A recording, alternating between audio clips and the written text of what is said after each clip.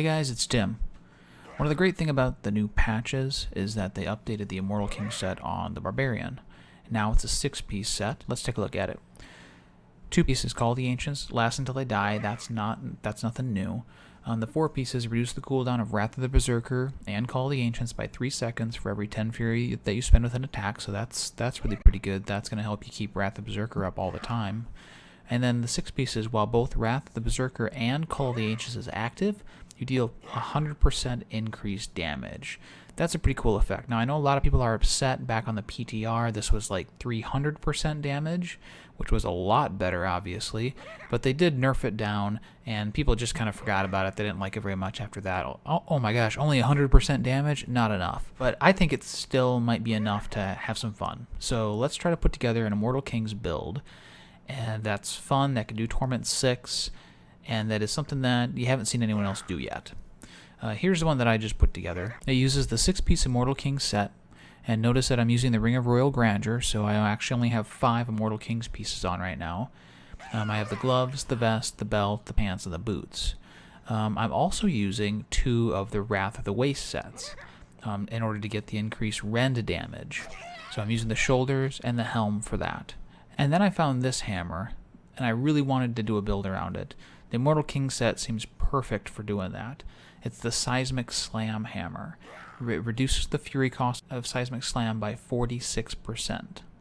So that's going to allow me to spam a bunch of Seismic Slams, do a lot of damage that way, and while I'm spamming that all the time, I'm actually reducing the cooldown on my Wrath of the Berserker. So the goal is to have Wrath of the Berserker up 100% of the time, be dealing plus 100% damage based on that 6-piece bonus, and also using a very powerful Fury Spender in Seismic Slam. The legendary gems that I'm using right now, I'm using the Taiguk, just because I'm always casting a Fury Spender, so I can keep that up really pretty easily. I'm also using the Bane of the Powerful, and last but not least, the Pain Enhancer. Now keep in mind, my Barbarian is still relatively new, and so not all my gems are even level up to 25 yet, so your Barbarian would be more powerful if he did the same setup, surely.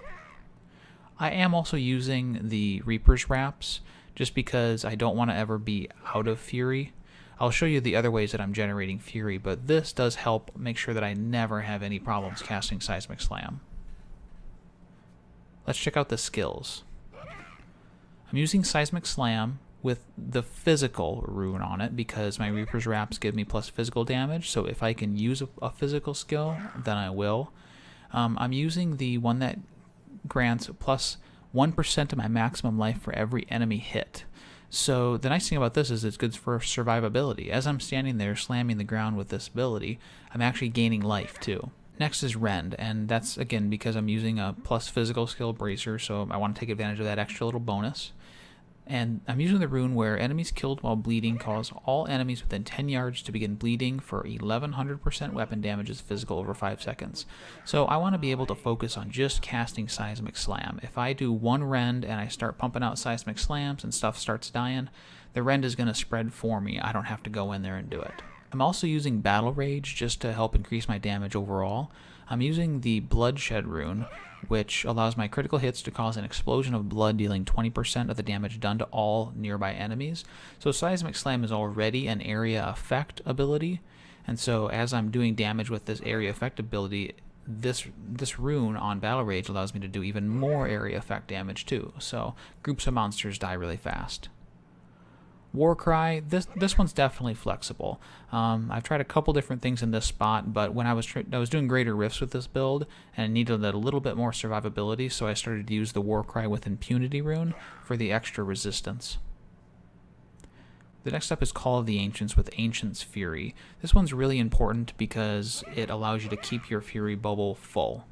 The rune that I'm using, the Ancient's Fury one, grants me 4 Fury every time an Ancient deals damage, which is huge. I'm going to show you a clip of gameplay here, and you'll see that I never have any Fury issues.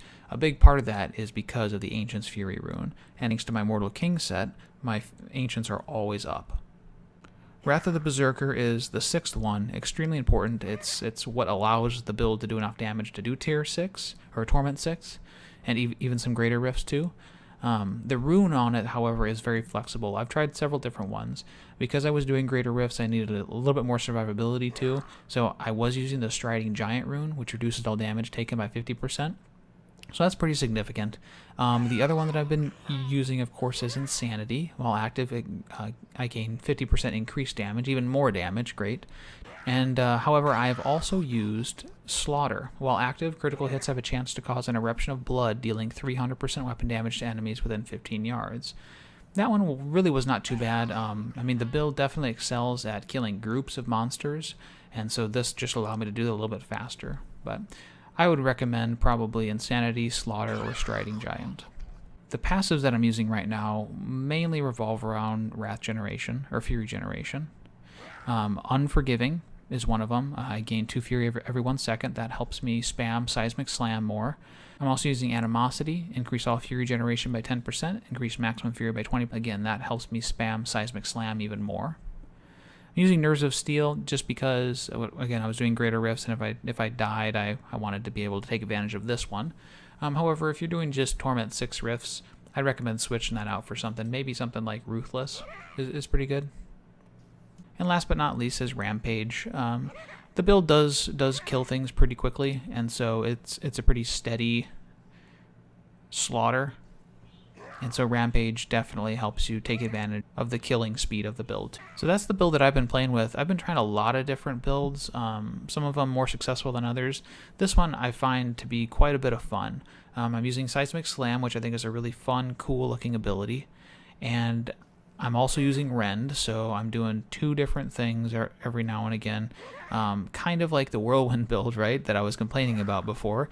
This one's pretty simple too, but it just feels a little bit more involved because I'm running around groups of monsters, casting Seismic Slam, maybe a little bit more strategically than with Whirlwind, where I just go in there and I just move my mouse around in a circle and then everything dies. The other thing that I like about the build is I'm in Wrath of the Berserker 100% of the time. Like, how cool is that? That's why the Immortal Kings set, I think, is actually worth spending some time with, and worth trying, because it may not be the most powerful set as a 6-piece set, but it certainly is one of the most fun sets that there is, mainly because you can do whatever you want to with it. You can use whatever skills you want. You can use Whirlwind if you want to. You can use Seismic Slam, Hammer of the Ancients. You can do anything that you really want to with the Immortal Kings set, and that freedom is something that I really appreciate out of a set, as opposed to like the Wrath of the Waste set, where you're going to be using Whirlwind 100% of the time, and that's all there is to it. So that's what I like about the Immortal Kings set, is that it allows me to be creative in the build that I want to use. That's the build that I've been having some fun with lately. Let me know what you guys think. What would you like to do with the Immortal Kings set? Like, what's a build that you've been working on with the Immortal Kings set that is different from anything else that you've seen anyone else using?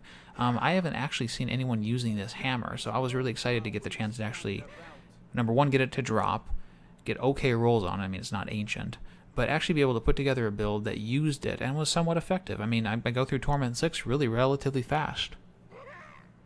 Anyways, leave a comment below, tell me what you think, and give me some other ideas. What else can I do with a Immortal King set that's a lot of fun and is different from the standard Whirlwind Barbarian build? That's it for me. Have a good one.